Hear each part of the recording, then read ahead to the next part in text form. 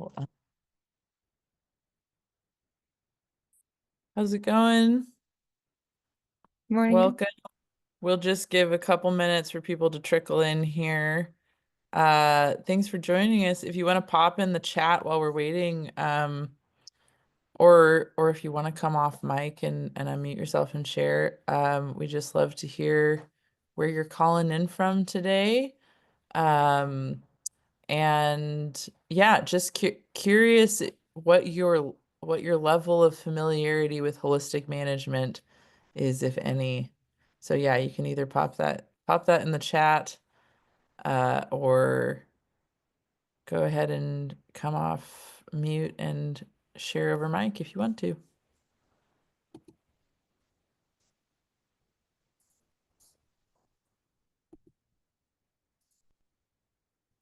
And we'll get rolling in just a minute or two here. I'm just throwing a couple of community agreements into the chat. Um, Today is going to be more of a facilitated dialogue than a presentation. It's stuff that's pretty straightforward: replacing judgment with curiosity, speaking your truth, practicing mindful listening, encouraging everybody to be present, and of course, keeping in mind that everyone might have different levels of comfort with sharing. So just stuff to keep in mind as we're having this facilitated discussion with Andrea. Mostly it's just be cool. All right, looks like we got a couple more people trickling in from the waiting room here, so we'll just give folks 1 or 2 more minutes to get connected before we get rolling. Good morning, everybody. Thanks for joining us.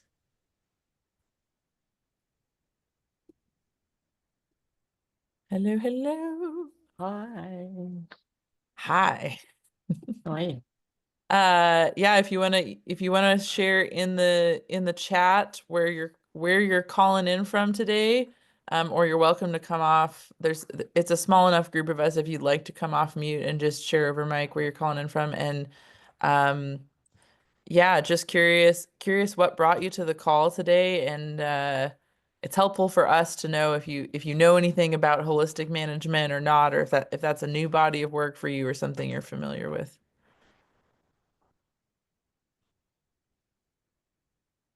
Well, I think while folks are throwing stuff in the chat, should we do just a little preview of courses that we've got coming up, Beth? Yeah, let's go ahead and get rolling because I think it's time. All right. So I'm Beth Robinette. I'm joined here with Katie Roberts, who's my colleague here at UVI.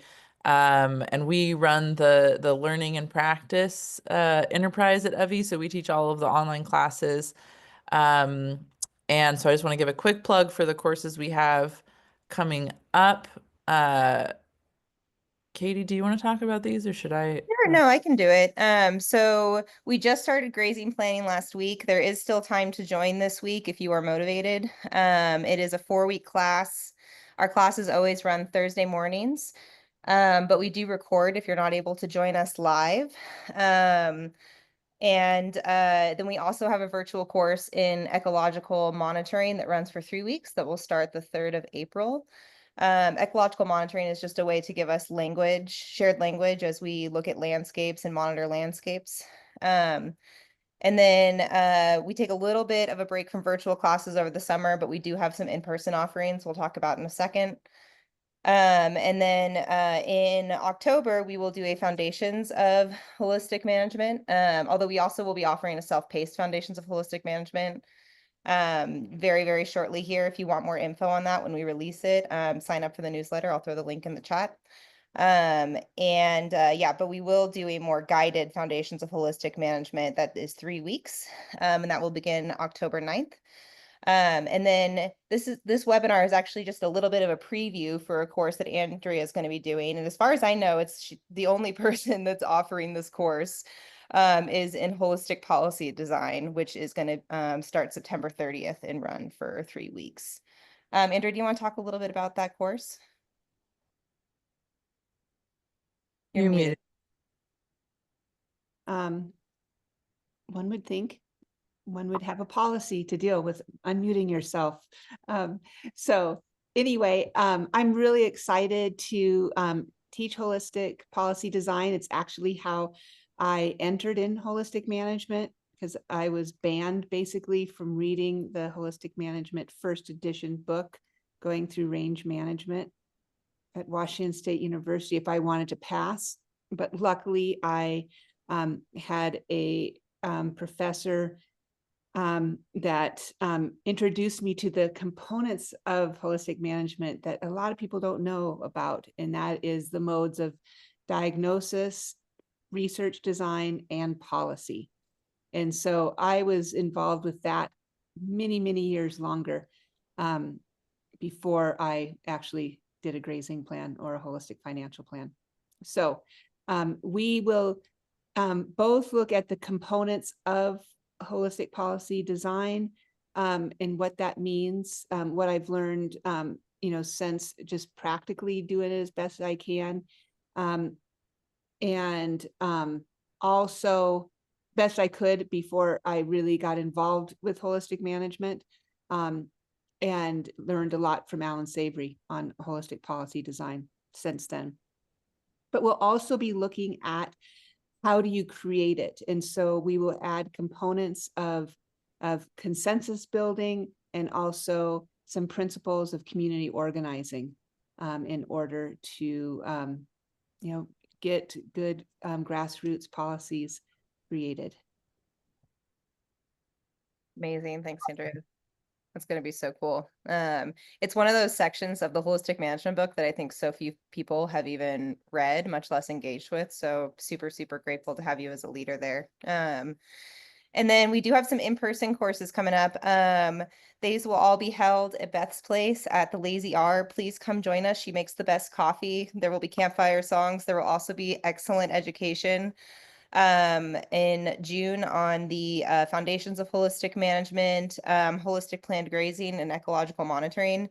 We are getting really good at virtual learning, but there is something really, really special and electric about getting to learn in person. So definitely consider that if you can. And then in September, back at the Lazy R, we will be doing the foundations of holistic management, holistic financial planning, and land planning. If you are pursuing accreditation, all of our courses are great for accreditation, even the virtual courses, but you could do these two in-person courses back to back, take an exit interview, and be an accredited professional by the fall if that was something that's interesting to you. And please feel free to reach out to us if you have any questions about these courses. And then lastly, we have another webinar coming up. We do these webinars every other month. They're always the first Tuesday at 10 a.m. We are going to be looking at a bale grazing from a holistic perspective. Speakers are still TBD, but we figured this is about the time of year a lot of us are starting to think about buying hay. So it'd be a great time to kind of explore where bale grazing may or may not fit into your operation. I will throw the link to sign up for that webinar because we do require registration in the chat. And as always, if you can't join us live, sign up anyways, and you'll get that recording in your email. With that, Beth, I'm going to pass it to you to talk about the framework. All right. Well, it sounds like many of you have some level of familiarity with holistic management and the framework. This is my conceptualization because I am not a linear thinker. And so I just sort of redrew it so it made sense for my brain. But in the center, we have the holistic context. That's really kind of the guiding star. That shows us where, what we're managing for. And that sort of like rests on a concentric circle over the whole under management, which is like, the resources that we're using to actualize that holistic context. All of that rests on the shoulders of the four ecosystem processes, which sustain all life on this planet. And then we have tools to influence those ecosystem processes and testing guidelines to help us make decisions about how to implement those tools. Then we have some guidelines about how those tools can be used to influence ecosystem processes. And then over here on the left-hand side, we have the procedures and processes. Tripped myself up on that one. So we have financial planning, land planning, planned grazing, which I think we can all agree is the sexiest process, and the one that gets a lot of people through the door. Andrea does not agree. I love financial planning. Oh, well, you know, we all have our favorites. We all have our favorites. Um, I'm teaching planned grazing right now, so that's what I'm hot for at the moment. But then we also have kind of these two less talked about processes, which are research orientation and policy development. And then, of course, we know that everything we do within holistic management has to be wrapped up inside of the feedback loop. So this continuous process of plan, monitoring, controlling, and replanning. Um, and Andrea, I think as she kind of mentioned, came into this work from this research and policy development kind of orientation. And so with that, I'm going to turn it over to you.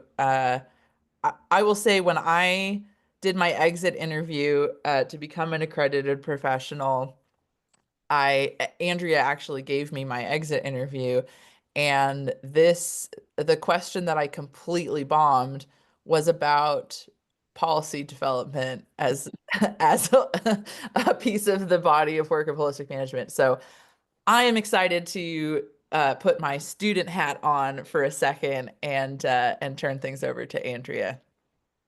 All right. So you can share the next slide and then we can get off slide. Ooh. Oh, I thought I put it in there. Okay. Anyway, I will share my screen just for a second for a little humor relief. Well, I won't. So if you saw our newsletter, there was a New Yorker cartoon, and it was a game show, and it says, "Whose fault is it anyway?" And the host says, "For the love of God, it doesn't really matter. I want to move on to round two, where we address the problem and try to stop it from happening again." So that is what holistic policy is all about. And welcome, Helen. Helen was my mentor in Zimbabwe in 2004, I believe. And so Helen and I have talked quite a bit about policy here and there over, oh gosh, 20 years or so. Crazy. Yeah. So, so it's really, I want to know kind of people's, like, what do you think what policy is? Is it only like upper level government stuff, or do you have policies in your household, on your farm or your ranch? Ken, you are well versed in policy, right? In terms of your military career and all of that. Yes. One of the things I've said to people in both my military and business careers is that we ought to think in terms of raising every decision we make to a conscious level. And that doesn't mean agonize over every decision, just stop long enough to think about what you're going to do. And then are there consequences you might anticipate? You know, what may seem like a small personnel decision can wind up being a huge quality decision. For instance, in a product manufacturing environment where I spent most of my business career. And so using that in the rubric of holistic decision making, if we apply that to policy, whether it's just a house rule or you know, whatever the environment is, doesn't matter. Most people don't think a lot about the ramifications of their own decisions and actions. But since we as a group are always talking about complex situations, those things matter. They really matter a lot.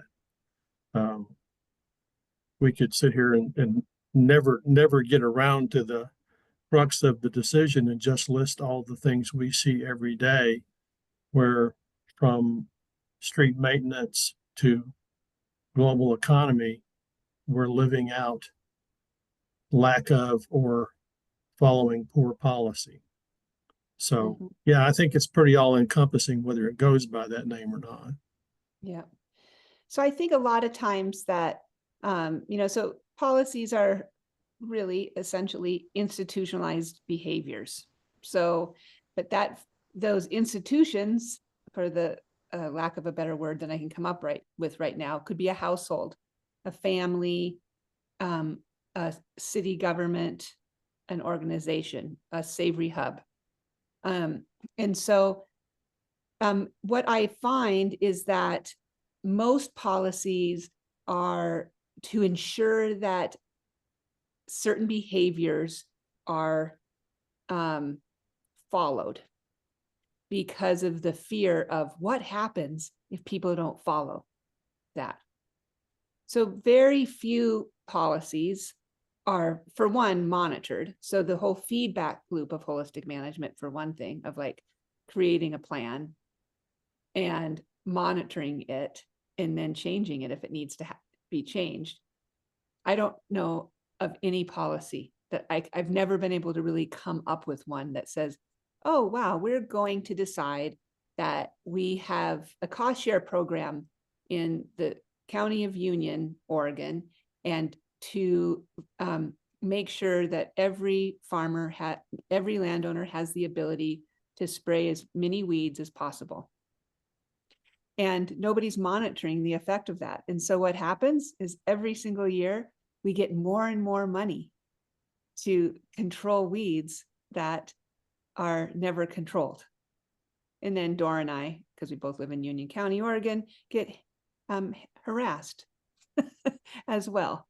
So it's not monitored. And so there's this fear of the war on weeds, right?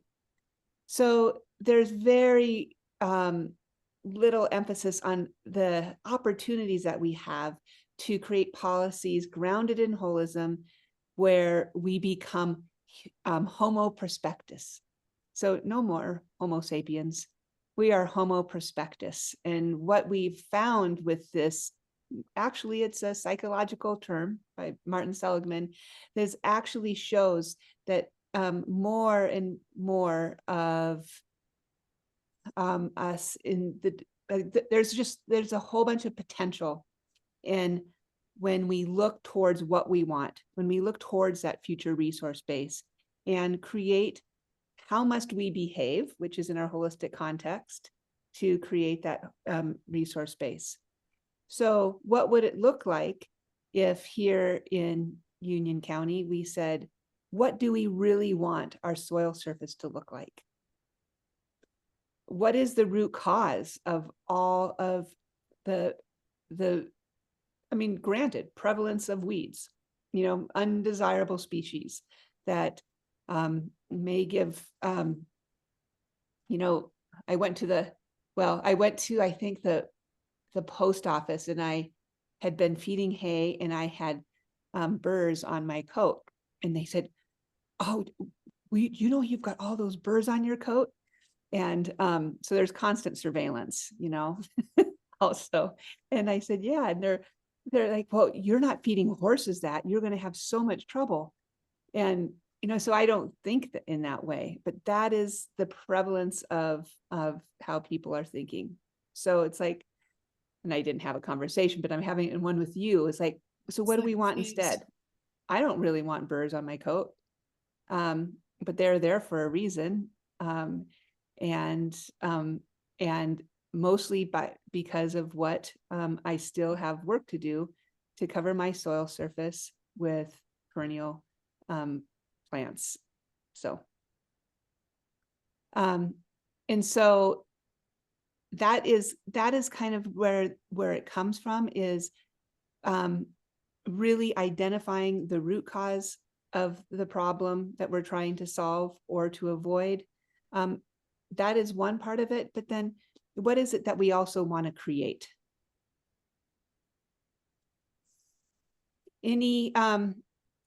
any questions or thoughts on the opportunity that we have with Yeah, holistic Andrea, just organizing? a reflection on what we did with the Queensland drought policy. I've created a context, and we just, because what was happening was that people were being rewarded for poor management. Like the people who ran out of feed and had bare ground got the money. And so we all just went, actually, and then also it was a realization that drought is actually not a standalone event in agriculture. It's a part of a business cycle. And so we created an ag business cycle with not in drought, drying, dry, and then recovery. And so it was a cycle. And in that cycle, there was 3 layers: people, environment, and financial. And so if you're not in drought, then what are you doing socially, economically, and environmentally that could actually get you prepared for the next phase of your, which is it's going to come. So what are you doing in a not in drought section in order to be ready for the drying, and then the drying, the drying, and the dry, and then the recovery. And so it was very much based on what we wanted, the outcome, what we wanted for the landscape to look like. And it was and also obviously the financials and things, getting people prepared basically. And so we've got now the whole, like, even the federal government has changed to a complete preparedness process. So I think the context is the key, and the values and the vision. It's quality of life, future resource base is the essence of where you draw it from. As you're saying, I think it's really good, and I like that homo prospectus. I like that, what that potential is. So yeah, thank you. No, it's good. Good discussion. Yeah. Heidi is another person that gets hounded by the weed Nazis in Union County that has just joined us. So maybe we'll create a movement. Yeah. So anyway, I love that. I would love to also see that visual if you have that cycle and that nothing, like, I think a lot of times that policy, getting to what Ken was saying, is on a very linear, complicated route. Something needs to be fixed, and this is going to fix it. And we are dealing with complexity. All policies are complexity. You don't need I don't know, maybe you need a standard operating procedure on how to build something mechanical. But we're talking about complexity policies where we're dealing with people, multiple variables. We're talking about money. We're talking about both human and financial and natural resources. So all of those make it incredibly complex. So I think that what we can say is that truly effective policies, they address the root cause. It is collaborative as possible, and it really acknowledges shared power, the importance of shared power. This is where I get my optimism wanes, is that I do not know how well that people have the psychological capacity to share power. So that is that's what we will discuss more about in terms of community organizing and consensus building and how to make that happen. Even the most holistic organizations, or who promote holism and promote collaboration and diversity and equity and inclusion. I believe we all need to say those words instead of the acronym, but even those that claim that often fall into this well-learned trap, not out of bad intentions, of not being able to share power. it feels better to just wield power over if something doesn't go right than to deal with and monitor all of the stuff that's going to come up when we deal with complexity. And so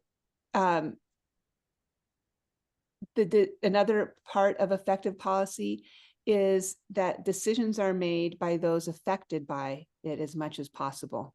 So again, this is a shared power thing. It's like people often think, oh, I know what's better for them, instead of really try, or they, those people that we need to help over there, let's just help them, and they'll appreciate it when they see the results. We're seeing that that's not always the case over and over again. And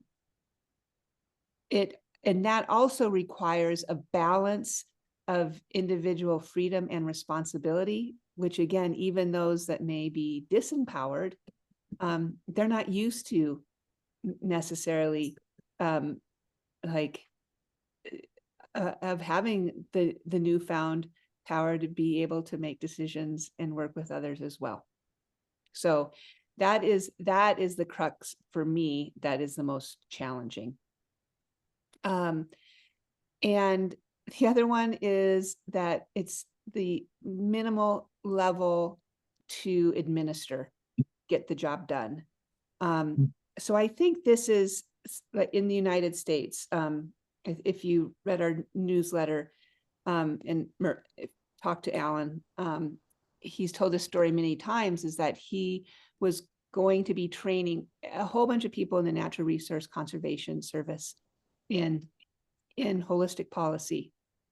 And then one person said, nope, that's not going to happen. So it hasn't happened. And so what has happened, and I've been working with NRCS for many, many years in different capacities.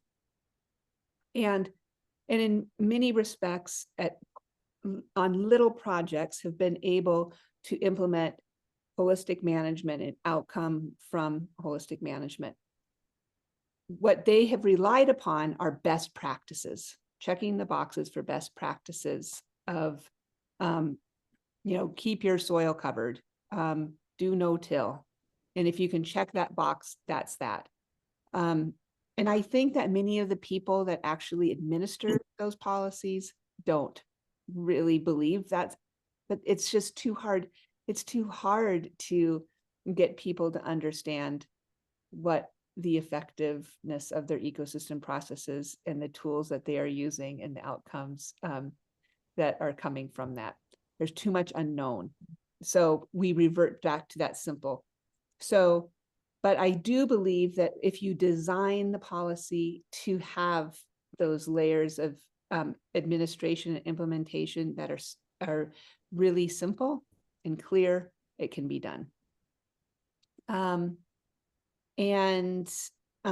Again, really having a monitoring process to enhance the decision-making throughout it.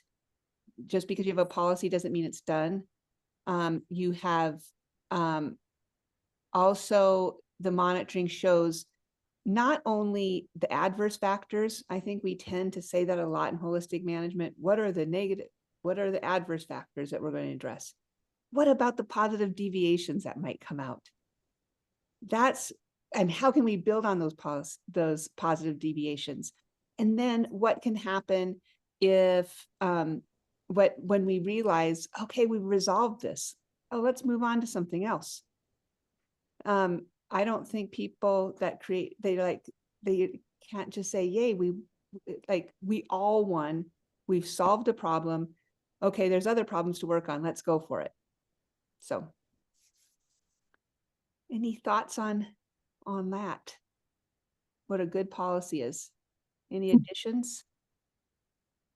Well, I wish I shared your optimism that it was even possible. I wish we could come up with some learning laboratory where we could say, we're going to, everybody here, whoever the decision makers are, we're going to agree to pursue a policy to deal with X. And we're going to check every box about doing this holistically. because for the things that really are shaping not only our national culture and society here, but globally, I can't think of anything that falls in that category of wicked problems that isn't either caused by or exacerbated by poor policy. And I know when we talk about the context checks, I'm not sure when they were laid out if it was intentional that cause and effect comes first. But if you can't get past cause and effect, you have no hope of ever having even an effective, much less holistically designed policy. Because those problems like, hunger, poverty, immigration, wealth gap, global warming, I mean, just pick your problem. And every one of them today is being approached from a linear reductionist and colonial standpoint. Let's throw some money at it and just fix that. It's like, there was a popular book several years ago called Everything I Needed to Know I Learned in Kindergarten. Mhm. And there are really good solid research studies showing that before age 1, children can recognize what's fair and what's not. If you watch some of the videos of those experiments, it's just awesome to see a 10 or 11-month-old child understanding that what just happened in front of him or her is not fair. Before they could even speak, they understand what's fair and what's not. And yet, the people who unfortunately do have the political and financial authority don't have the political and financial will or political will to do what's fair. So I'm not real hopeful that in my lifetime, at least, I'm ever going to see a single national or even heavily local policy in this country. I think there's some other countries that are coming really close, some of the smaller Northern European countries.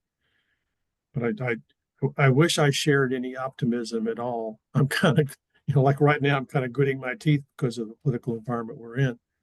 Doesn't mean we shouldn't learn how to do it. Let's jump into bird flu. Yeah. Let's talk about that.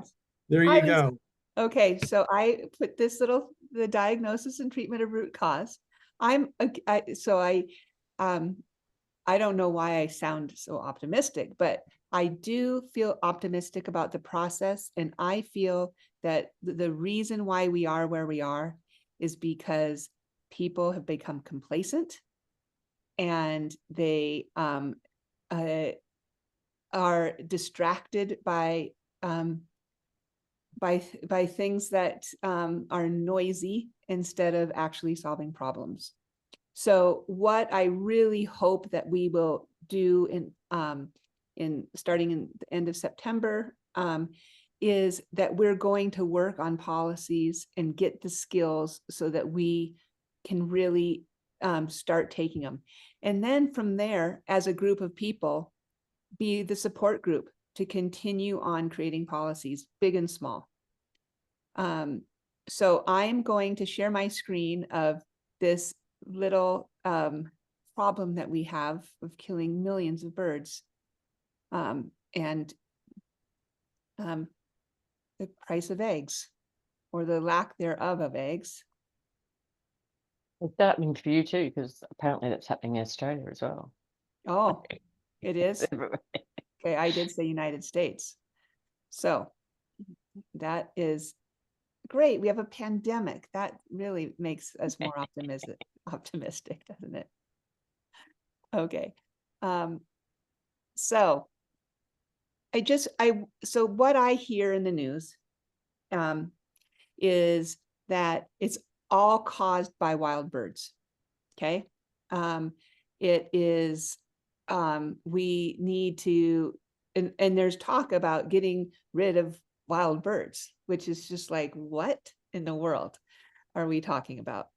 Then you have these, for those that are not up on this, you have literally hundreds of thousands of confined birds. Mostly they're in confined feeding operation birds, chickens and ducks and geese primarily chickens, getting, if one is sick, the entire flock is, if you can call them a flock when they're in that kind of situation. The entire factory of live animals are killed.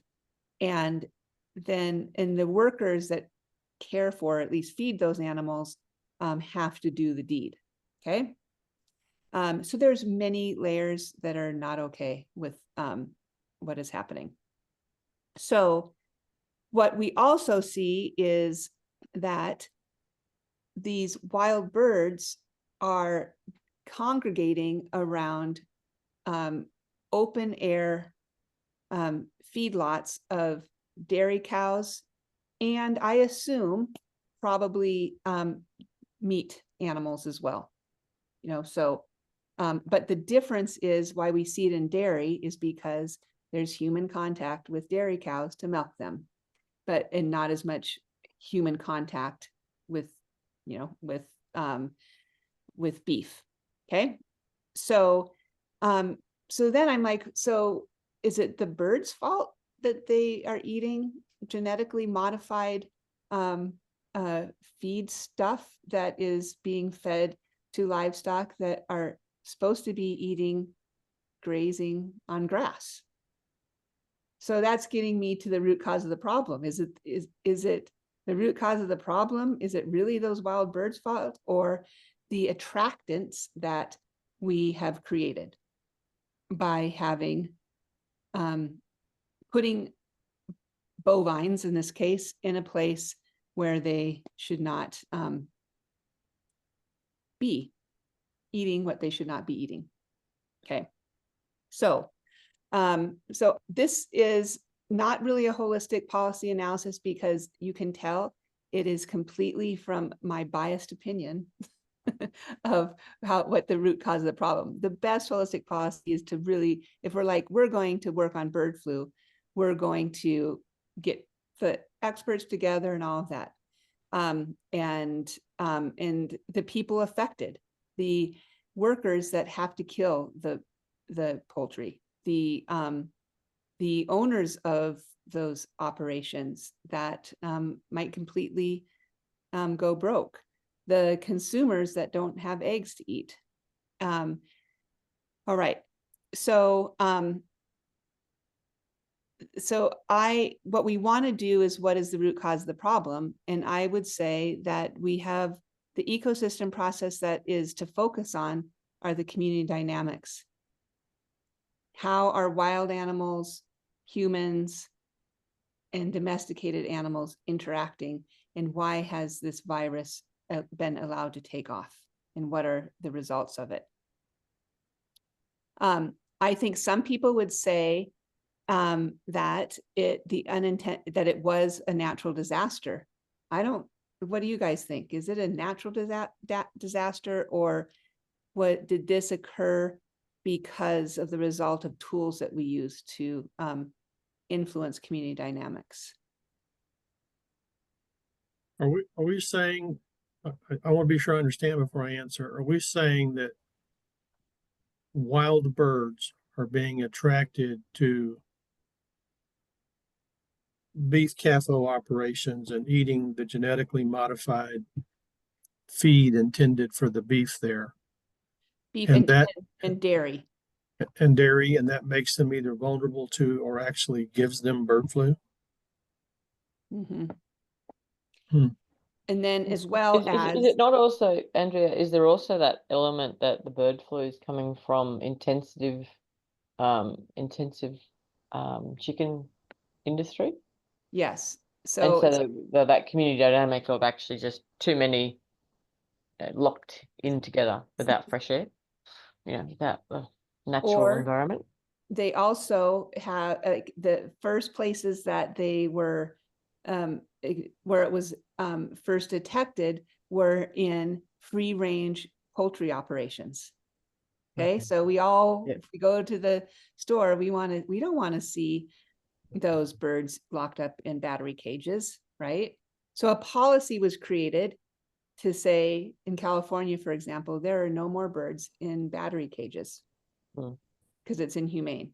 they must have access to free range.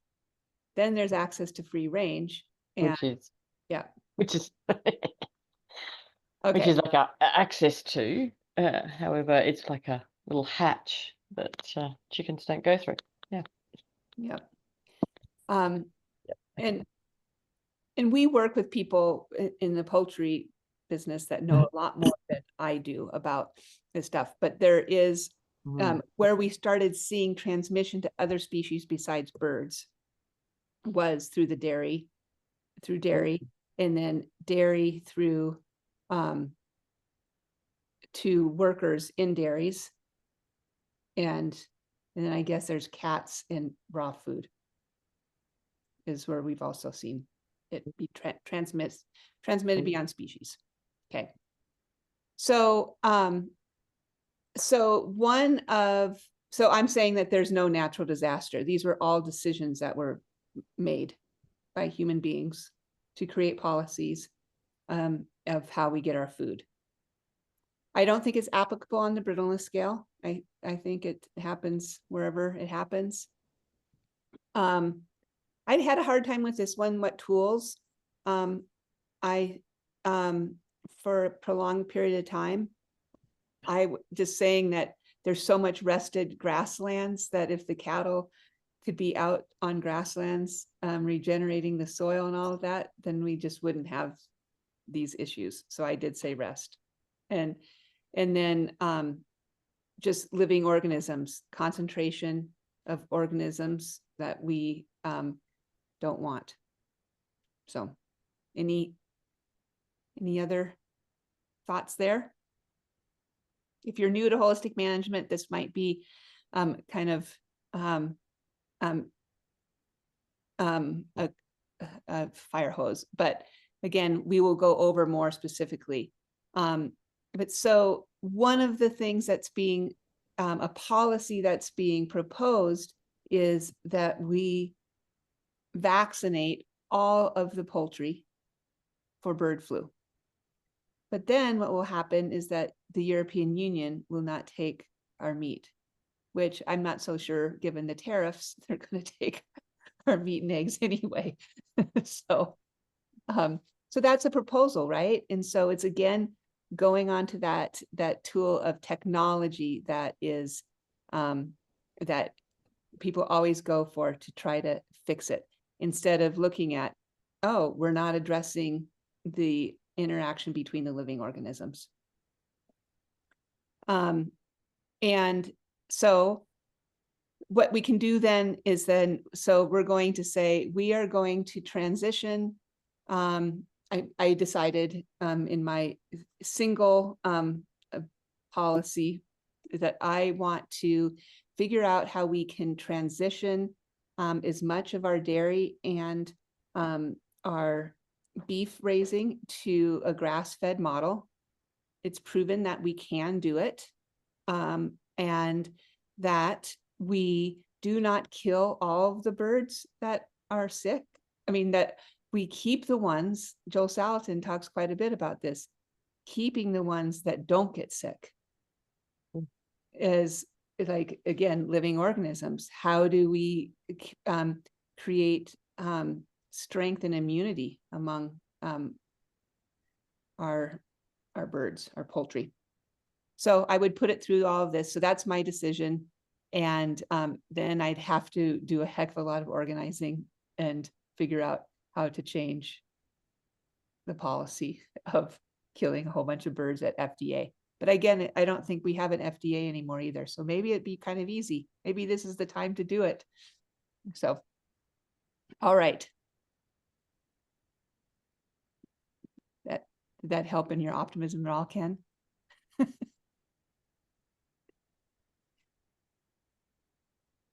No.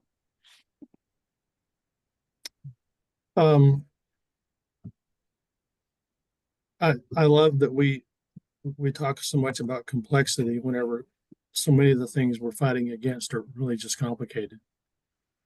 But yes, I think if there were anybody that could walk through that the way you just did, and even adding more science to it, we could have saved whatever it was, the 5 or 6 million birds and however many eggs they would have produced, or at least a large part of them. Yeah. And I think also those policies, there's some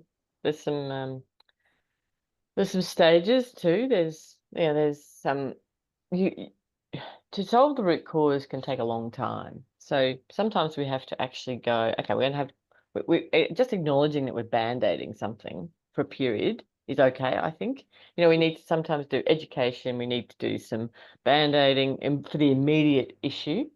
And then we do some education, and then we have that longer term policy, that longer term outcome that we work towards. But as long as we're aware of that, it's a bit like, even just using technology on your farm of, just quickly spraying that or whatever, because you just have to, do something urgently because the council's about to knock you on the head or something, whatever you decide based on your own context. The point is, as long as you know it's not forever, it's not a pattern, it's not going to be a constant, and you also understand the consequences of it, then that becomes a far more pragmatic way of approaching this, because we can be, with holistic management, we can be a little bit, evangelistic, because it's positive. It's like we've kind of know how to solve root causes. We can all take a piece of dirt and turn it into grass. That's pretty exciting. So it's that whole that process, I think, of actually meeting people where they're at and meeting policymakers where they're at, and making it easy for bureaucrats to implement. So, I mean, I'm talking about a bigger policy process, but just that always making sure that we are, utilizing the existing mechanisms for doing something. So we're not actually asking bureaucracies to throw something out and start something new, because it's never going to happen. Never. It's like we have to actually work within the systems we've got and be creative about how we do that and how we pitch it. So even if it's a local council, local whatever, it's really and even in our farms, we have to use our capacity, think about our capacity. One of the things I think we really need to do with that whole process, though, Andrea, when we that diagnosis, we have to put people in there more, because this diagnosis is great for environmental problems, but policy is about people as well. And that's one thing that, if this is a universal framework, it's lacking. It's lacking in an inclusion of people. I did a bit of work with this, the framework, trying to make it universal when I was getting right into the decision making.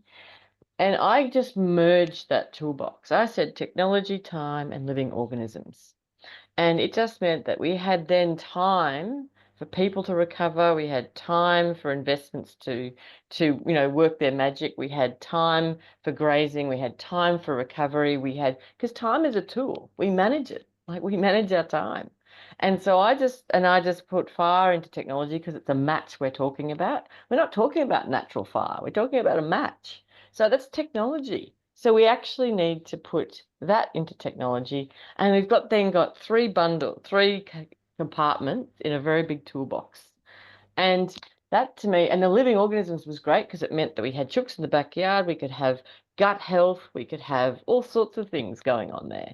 And so we actually were able to integrate that, whether I was talking to a family in town or a farm, I could actually. And then obviously I'd expand out that living organism, I'd expand out the grazing, discuss all the different grazings, different ways you could choose grazing and implement grazing to get different results in different environments. But that to me is something that we really need to get better at if we really are going to talk about this as a universal framework. Yep. I like that. The other thing, so in this example of the bird flu, okay, so say it got adopted. It's like, okay, so we're going to transition over time, to have pasture raised animals, herbivores, and not have these feedlots. That would take time, but it would also take skills of how do you do that? You can't just, we all know that. You can't just say, okay, we're going to just put them out on pasture and make sure that we don't have too many animals in, on a place for too long. So I like that idea of just like, we're not, we can't evangelize about, oh, let's be a farmer doing holistic management when we're doing this. There's a whole bunch of people doing a lot that have a whole bunch of expertise. So how do we address, having healthy food in schools? So somebody might say, oh, we can just put a whole bunch of money. We've got a really great benefactor who is going to make sure that we can access all of our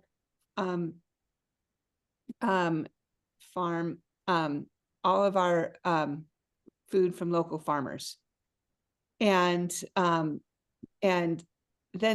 the cooks don't know how to prepare it, or they don't have the equipment to prepare it. They don't have the time to prepare it. So again, the time. So the technology and the time is not there. So a lot of times it's just like this top-down good idea, let's make it happen. And that's not how it happens. What I'm wondering is that, can we do this? Is it only on a small scale, or is that where we start? Or can we do it on a really big scale? I think this is sort of what contributes to my despondence over this, and that is, how small and how local does one have to get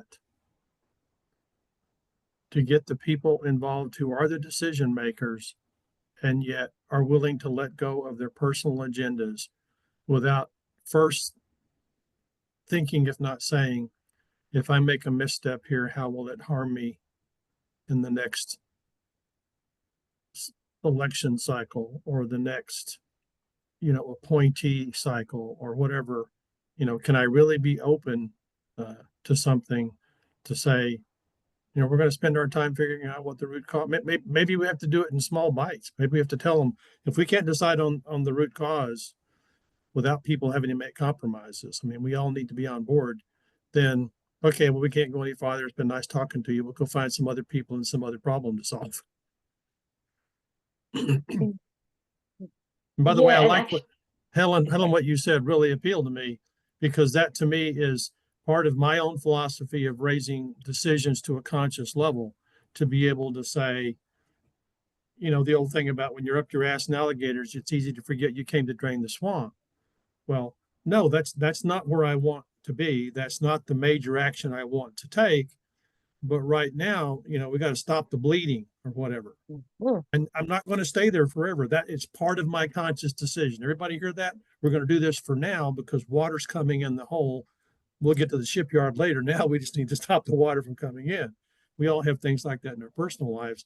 And I can't, not being a land steward myself, I just can't imagine how many of those you encounter every day on a farm or ranch where, no, we don't want the fence to look like that patch, but that's keeping the cows in. Okay, we'll come back and make it pretty later.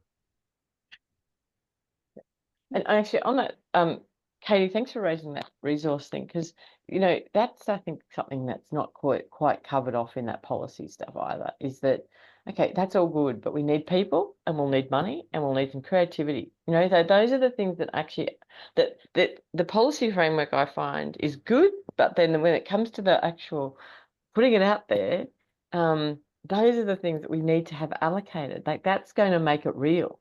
And if we don't allocate those resources to actually solving the problem, then to actually enable the policy to actually make a difference, then we won't get there. And maybe that's, there's the fact that the policy stuff, I know it hasn't really been pushed. It's not very much taught in classes and things like that, but that I'm very happy. I do enjoy nerding out on this stuff, but it's it's just I think we need to tweak it to make it a bit more real and a bit easier for mainstream to use, because there's nothing everyone wants to get better at what we're doing, but but no one's got a, like, the process is just so complicated, and you need to know all that lingo. Like you need to know holistic management before you can get there, which Oh, yeah. it's a blockage to progress. We need to actually convert this so that it's in plain language, so everyone can use it. Yeah. So talk about values and vision, because people know that. People know about, like, I don't know, I just think we need to be a bit clever, a bit more mainstream for it to actually get any traction. Yeah. I've heard holistic management described as Montessori for adults. You know, you have to actually do stuff. It's supposed to be experiential, you Yeah. know. Oh, God. Yeah. So we only have a few minutes left. Laura, Zane, Mike, Heidi, and Kat, welcome. Anybody else would you like to add anything to our conversation? Mike's in Maryland too, right? Somebody else on here from Maryland. I'm from Texas, but I'm in Annapolis this month, so I was pleased to see somebody else from Maryland on here. Dora, would you like to chime in with anything?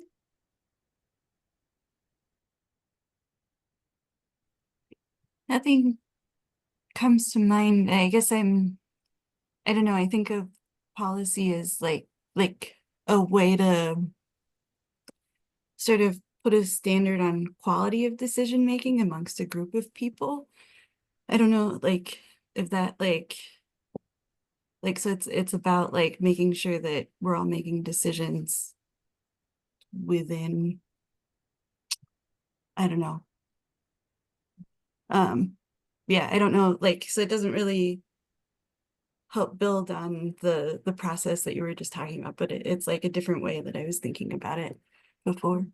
I think it does get at that, is to think a lot more. So we say that we have decision makers in our whole under management in the resource space, but how often do people actually, who are the decision makers, really think about the resource base and what decisions that they're in, putting up upon others? So, Mike, thank you for joining us. Did you want to chime in? Sure. I don't have much to add to the conversation other than, I mean, it's been interesting. I've been and enjoyed it and appreciated.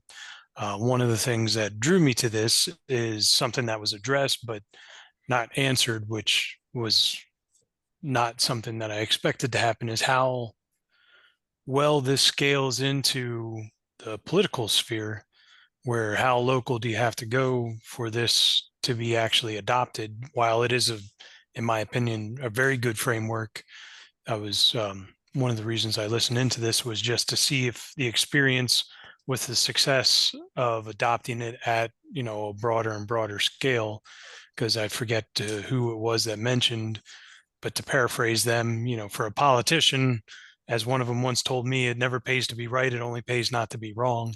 So being able to take this framework and expand it out is ideal. And I also see how challenging it would be. And I'm wondering if anybody has any particular experience with that at a regional level, as opposed to more of a private or, land management kind of level. So my experiences have been that I've had incredible resistance and difficulty being at the local level. I've had much more experiences, better experiences, facilitating policies in a watershed that I'm not in. So facilitating that and those processes. And then in Oregon, I've had much more success helping to create policies at the state level than, again, the local level. So I live in a very conservative side of Oregon, and my ideas are much more conducive to influencing state government around natural resource policy issues. I don't want to hijack the time there, but how did you initiate that conversation to open them to this framework, or were they already somewhat open to it and it was just a matter of semantics on what you were bringing to the table with them? So I never brought up holistic context. I mean, I never said those words and all of that, but definitely talked about, so what is the root cause? What's happening? Again, this is natural resource issues primarily. So that's where my experience is. And really also getting as many people together as possible from different points of view so that they could start identifying the root cause of the problem together. Okay, thank you for sharing that. And yes, Ken, I'm only about a half hour south of you in the south end of Anne Arundel County here. So thank you for the time. Yeah. Great questions, Mike. Thank you. Any other final thoughts before we wrap for the day? The recording will be emailed to you before the end of the week, and it will also be posted to YouTube. So feel free to take a look back, review, share with folks in your circles. Any final closing thoughts, Andrea? Beth? I just wanted to thank everyone for their contributions to this discussion, especially Helen. I really appreciated hearing about your experience of trying to develop policy on a larger level, and I feel like you're like my grand mentor, the mentor of my mentor. So I'm just really pleased to connect with you, and yeah, I'm looking forward to learning more about this in your class coming up in the fall, Andrea. And then I think my final remark before I yield my time is I just really appreciate the discussion about how to continue to interpret this information to be more like more broadly applicable and easier to understand for the layperson, because I think that that's really paramount to being able to get more people rowing in the same direction, as we all have to be able to speak the same language. 100%. Andrea, anything else you want to say about the class coming up where you're going to really dive deep into these issues?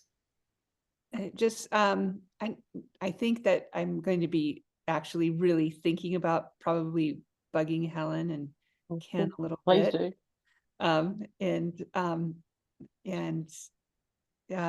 So it's evolving. So that's why it's not until the end of September. So we have some time. So No, I'd love to help out. I'd love to be involved. I'm really Okay. excited about it. So yeah. So just if you contact me if you have any additional ideas, thoughts, and we hope to see you at the end of September, if not before. Awesome. Thanks so much, Thank you very everybody. much. Thanks, everyone. Thanks, Andrew. Bye, everybody. Bye. Bye-bye.